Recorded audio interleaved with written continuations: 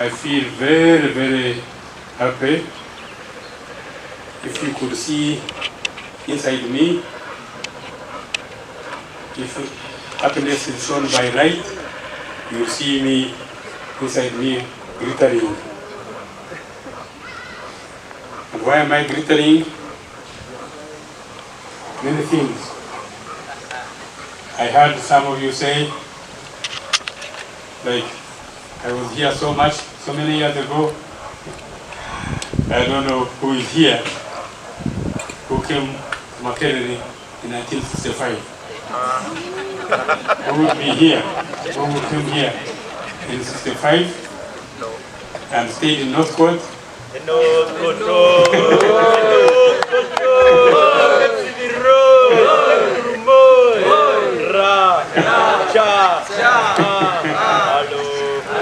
And left in 1968, but came back to teach in 1971, 72, having finished my PhD at the University of Essex.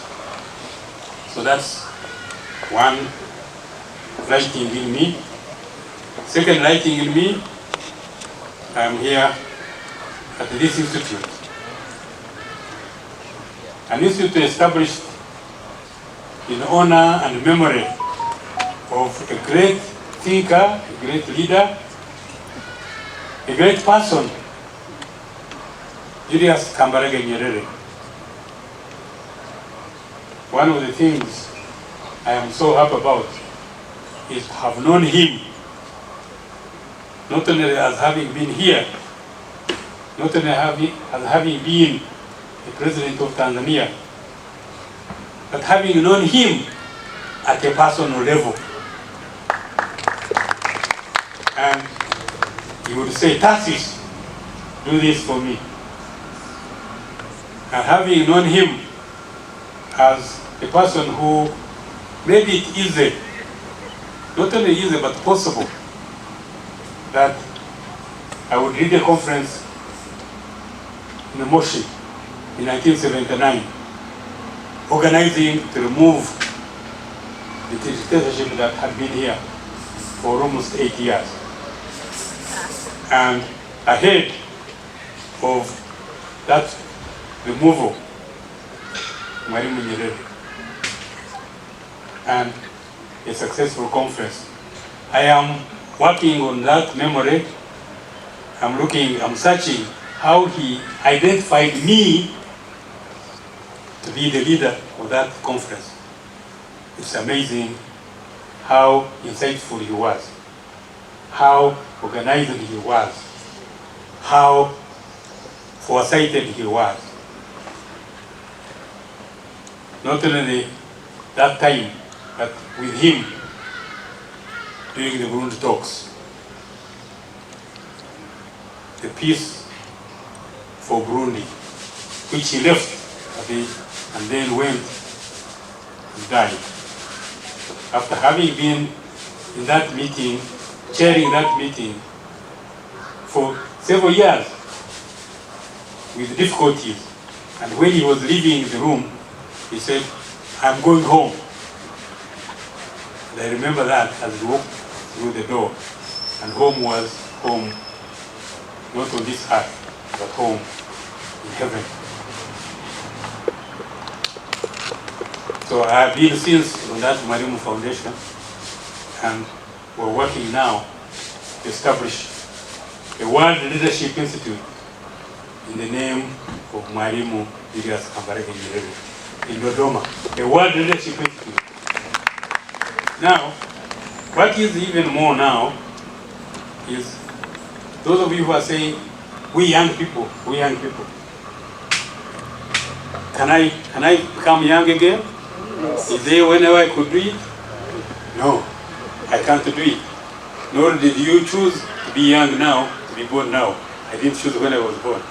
But where we are, we can make a difference. And we are part of history. So you young people, and those listening in, and those who will hear this, please take note. Because Mwalimu Nyerere, who is honored by the establishment of this institution, is something more than we have known. So I am calling upon you, those of you who are students, those of you who are teachers, those of you who are writers, who are researchers, do think about this. Mwalimu Julius Kambarage Nyerere, the global giant, a look into humanity. If that could be your subject of study, for master's, for PhD, or even research paper. Nyerere, his origin and family life, family history. I see somebody here, 2 people who are connected with the family. I have been to Utiama and so on. That history would help us to know how great people are nurtured and born and brought up. Nyerere, a knowledge seed, the manifestation of his metaphysics as he grew into scholarship. Even that as a study, as a PhD study, would be very interesting. Those of you who have that interest. Nyerere, the shining leadership light on the Tanzania scene. Those of you who have been to Tanzania, fortunately they have kept a record of his voice coming on TV, on radio every day. You will see that the light keeps lighting all the time. Nyerere, the anti-colonial torchbearer in Africa. If you look into that, you will see so many things that will teach you on what went on to get where we are now, the anti-colonial struggle.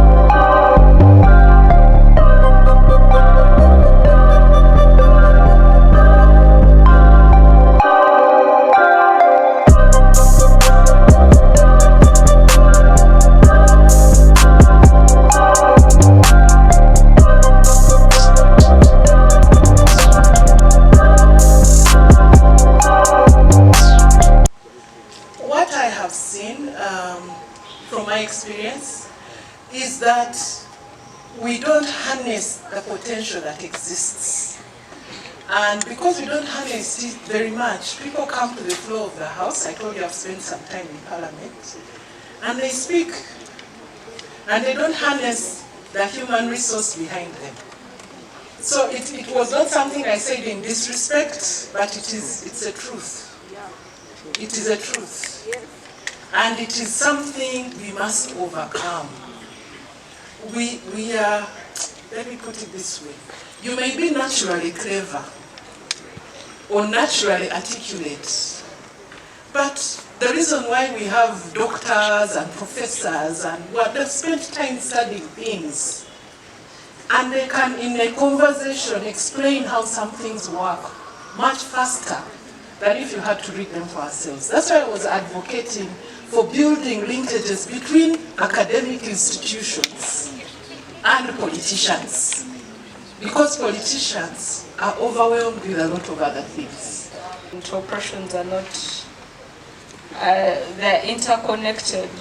So when I look at that question, it's like asking me, just because black people have made strides, aren't we leaving the white race behind? Like,